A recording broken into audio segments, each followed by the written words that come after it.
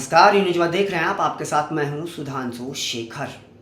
आपको बताते चलें कि हरियाणा और जम्मू कश्मीर में जो विधानसभा चुनाव हुए हैं उसके लिए वोटिंग की गिनती अब शुरू हो गई है। जी हाँ, वोटिंग की गिनती अब शुरू हो गई है। हालांकि अगर आप एग्जिट पोल की बात करें तो दोनों राज्यों में एग्जिट पोल के मद्देनज़र कांग्रेस को प्रचंड बहुमत मिलते नज़र आ रहा है। वहीं भारतीय जनता पार्टी एक बार फिर से पिछड़ते हुए नजर आ रही है।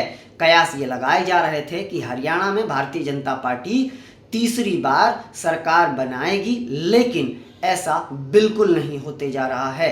यह एग्जिट पोल की बात कर रहे हैं। हालांकि हम लोग यह कयास ही लगा रहे हैं, लेकिन सच क्या है वो अगले कुछ घंटे में सबके सामने आ जाएगा। वोटों की गिनती के बीच उधर बिहार में राजनीतिक पारा सातवें आसमान पर चला गया है।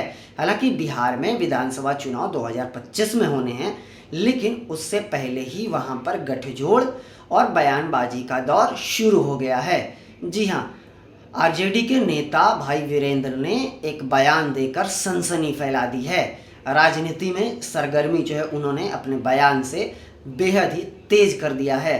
भाई वीरेंद्र ने कहा है कि नीतीश कुमार एक बार फिर से तेजस्वी यादव को आशीर्वाद देंगे और वो आरजेडी के साथ मिलकर चुनाव लड़ेंगे।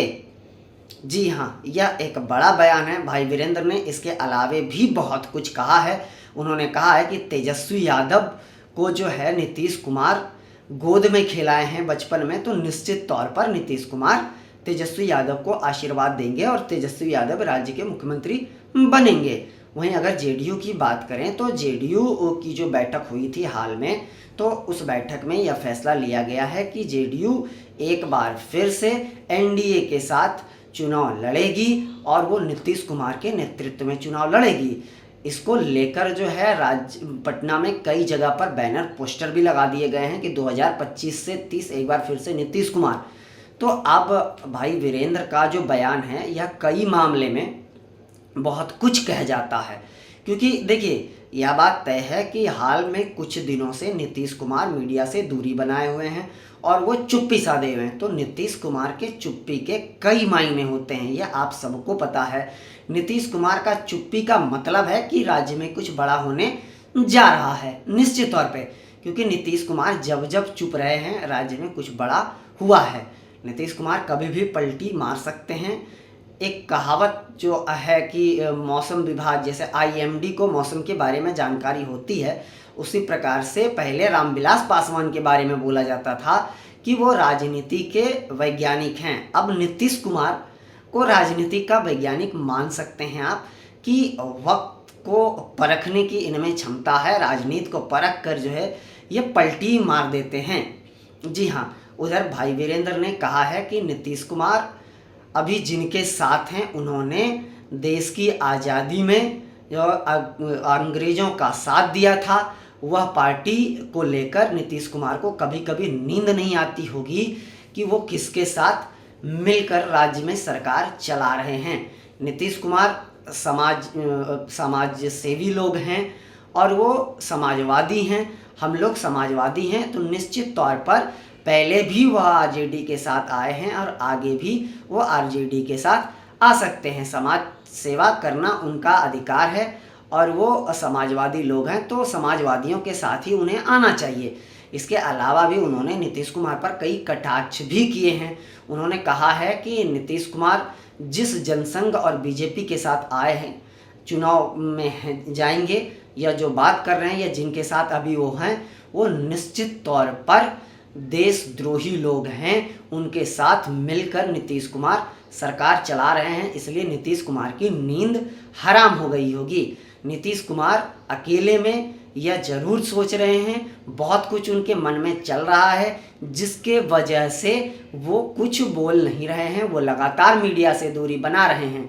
इसके अलावा भी भाई वीरेंद्र ने यह दावा किया है कि नीतीश कुमार एक बार फिर से तेजस्वी यादव को आशीर्वाद देंगे और राज्य से भारतीय जनता पार्टी का जो है वो विदाई होना तय है। नीतीश कुमार एक बार फिर से भतीजा तेजस्वी के साथ मिलकर राज्य में सरकार बनाएंगे।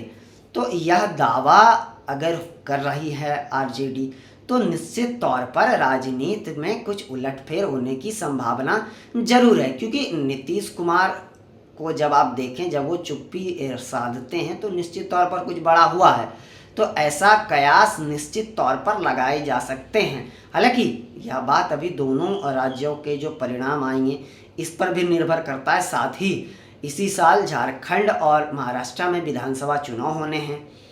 इसे राज्य में विधानसभा चुनाव जल्दी कराने को लेकर भी नीतीश कुमार हाल ही में दिल्ली दरबार में जाके उन्होंने मुलाकात करा है और इस पर शायद चर्चा करी है कि बिहार में भी चुनाव शायद दिल्ली के साथ करा दिया जाए।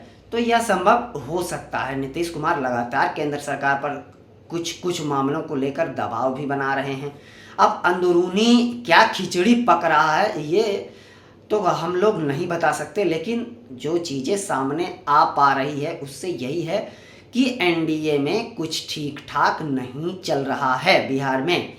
तो हो सकता है नीतीश कुमार पलटी मार सकते हैं, लेकिन अभी सच क्या है ये कोई नहीं बता सकता। हाल ही में हालांकि नीतीश कुमार को लेके आरजेडी के जितने भी नेता हैं वो कड़ा बयान नहीं दे रहे हैं, उनके खिलाफ कड़ी प्रतिक्रिया नहीं दे रहे हैं। वो नीतीश कुमार के प्रति बेहद ही सॉफ्ट नज़र आ रहे हैं। वो आरजेडी अगर हमला कर रही है तो वह बीजेपी पर कर रही है, नरेंद्र मोदी पर कर रहे हैं, लेकिन नीतीश कुमार को लेकर आरजेडी का एक बार फिर से सॉफ्ट कॉर्नर है।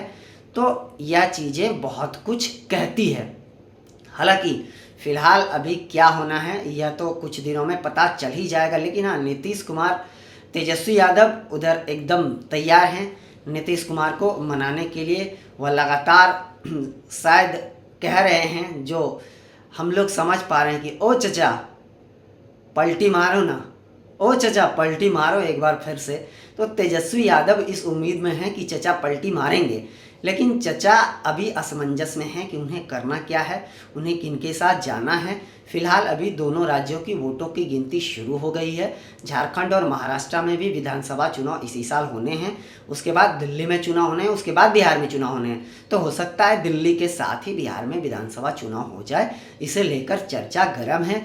हालांकि बिहार में जो विधानसभा चुनाव अगर आप देखें समय की बात, तो समय से पहले होती है, समय से बाद होती है, ये अलग मायने हैं। लेकिन बिहार में चुनाव को लेकर राजनीतिक सरगर्मी तेज हो गई है।